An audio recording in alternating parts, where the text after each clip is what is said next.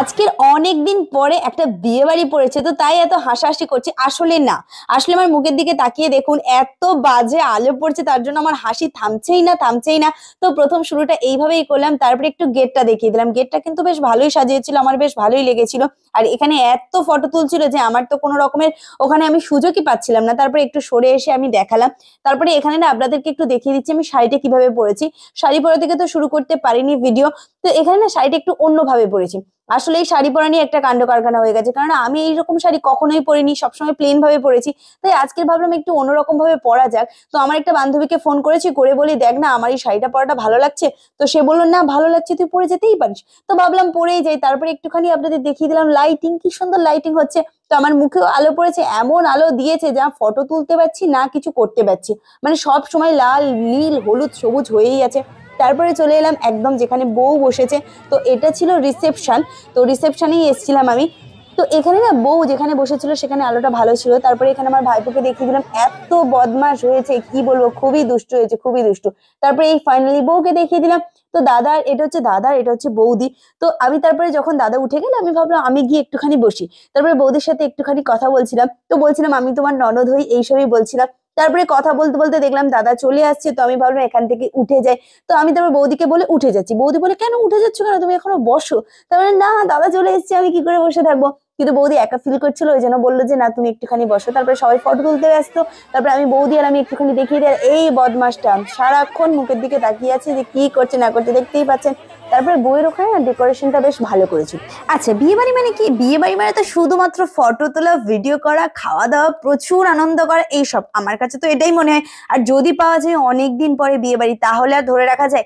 তো এখানে একটা বোনকে আমি বললাম যে তুই আমাকে না একটু ফটো তুলে দে। তো আমাকে ফটো তুলে দিচ্ছিল, আমার শাড়িটা দেখাচ্ছিল। আমার না শাড়িটা পরে খুবই ভালো লাগছিল, আমি তো কখনো এরকম ভাবে পরিনি, তাই আমার খুব ভালো লাগছিল। তো আপনারা বলুন আপনাদের কেমন লেগেছে, অবশ্যই কমেন্ট করতে ভুলবেন না। আমি প্রত্যেকের কমেন্ট দিকে আমার তো খুব ভালো লাগে। তারপরে এখানে না একটুখানি ভিডিও করে নিচ্ছিলাম, কিন্তু এমন বাজে আলো যে ভিডিও করতেই পারছিলাম না। তারপরে আমার ভাইপোকে নিয়ে আমি একটুখানি হাঁটবো, মানে বৌদি বললো যে তুমি একটুখানি ভাইপোকে নিয়ে হাঁটো। আর ও না হাঁটতে শিখেছে, এত বদমাস যে ও পিছনের দিকে শুধু চলে যাচ্ছে, সামনে আসতেই চাইছে না। জোর করে নিয়ে এলাম। তারপরে আবার যখন বিয়ে বাড়ি গিয়ে দেখি, তখন দেখি না সবাই নাচানাচি করতে শুরু করে দিয়েছে। বিয়ে বাড়ি মানে একটু নাচ হবে না তাহলে হয় নাকি?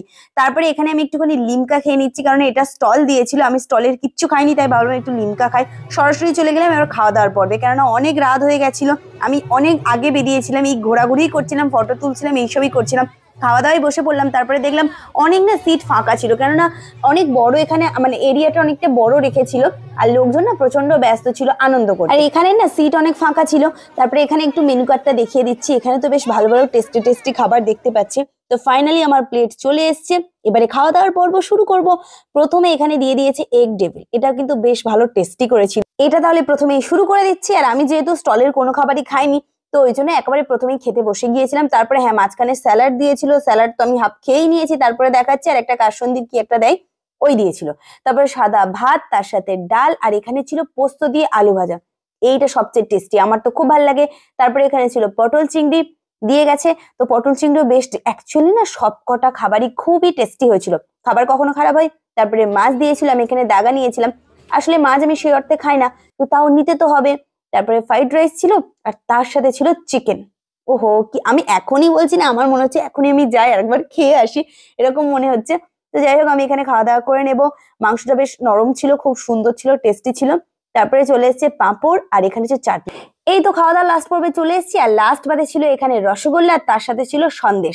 এইটা তো সবচেয়ে ভালো, সন্দেশ একটু বেশি দিতে পারতো। তো এইভাবেই আজকের দিনটা আমি কাটিয়ে দিলাম। তো কেমন লেগেছে অবশ্যই লাইক করবেন, চ্যানেলকে সাবস্ক্রাইব করবেন। লাস্টে ছিল আইসক্রিম আর ছিল সাডমোলা। দেখা হবে পরবর্তী ব্লগে, সবাই খুব ভালো থাকবেন, আর লাইক করতে একদমই ভুলবেন না।